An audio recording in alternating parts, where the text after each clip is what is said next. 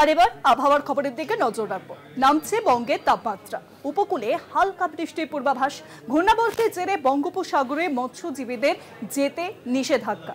Weekend থেকে রোদোজ্জ্বল আকাশ, রাতে এবং সকালে হালকা শীতের অনুভূতি। কয়েকদিনই সোমবার থেকে যে আবহাওয়া আমরা পাচ্ছি, যে হালকা শীতের অনুভূতি কিন্তু দেখা যাচ্ছে রাতের বেলাতে। আর বঙ্গের তাপমাত্রা ইতিমধ্যেই নামছে, উপকূলে হালকা বৃষ্টির পূর্বাভাসও রয়েছে।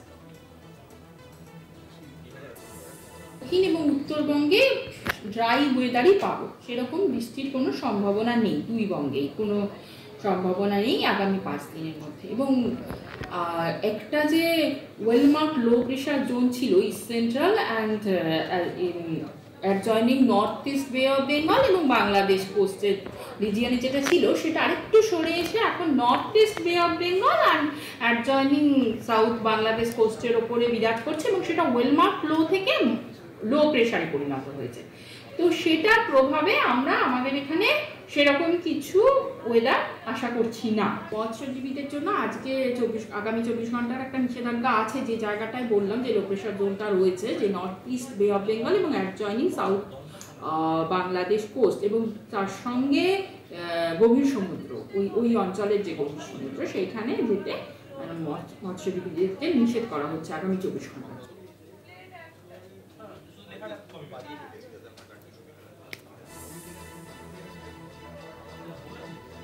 মনোরম আবহাওয়ার কিন্তু পূর্বাভাস আমরা পাচ্ছি। সকালবেলায় একটু গরম হলেও বেলা যত বাড়ছে এবং বিকেল যত গড়াচ্ছে, তারপরেই কিন্তু দেখা যাচ্ছে যে একটা হালকা হাওয়া দিচ্ছে, রাতে রীতিমতো শিশির পড়ছে।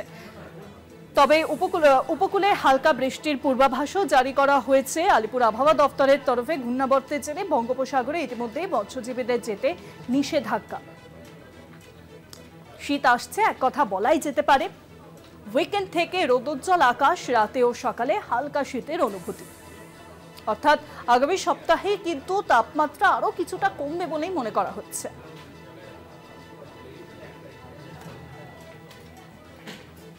আরো জানাবেন, ফোন লাইনের সঙ্গে রয়েছেন প্রতিনিধি শাশ্বতী রায়। শাশ্বতী, ইতিমধ্যেই কিন্তু বঙ্গের তাপমাত্রা বেশ কিছুটা নেমেছে।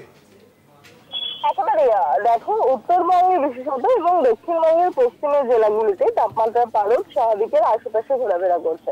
কোথাও কোথাও আবার তাপমাত্রা ইতিমধ্যেই 17 ডিগ্রি ছুঁই। তাই শীতের আমেজ মিলছে বঙ্গে, এমনটা বলাই যায়।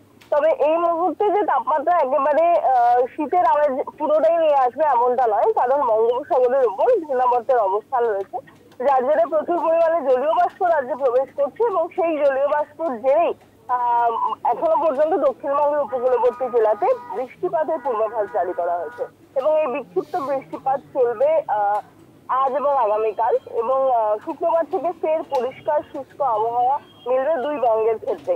তবে এই আগামী সপ্তাহে কিন্তু তাপমাত্রার পারদ একেবারে নিম্নমুখী হওয়ার কোনো সম্ভাবনা নেই। সেক্ষেত্রে তাপমাত্রা নামতে নভেম্বরের 3য় এবং 4র্থ সপ্তাহ মতন লাগতে পারে বলে জানাচ্ছেন আলিপুর আবহাওয়া বিজ্ঞানীরা।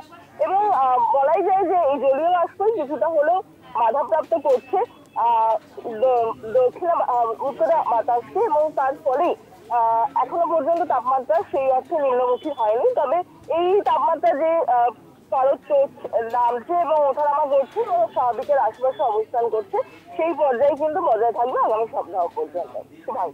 অনেক ধন্যবাদ শাশ্বতী। ফোন লাইনের সঙ্গে ছিলেন প্রতিনিধি শাশ্বতী রায়।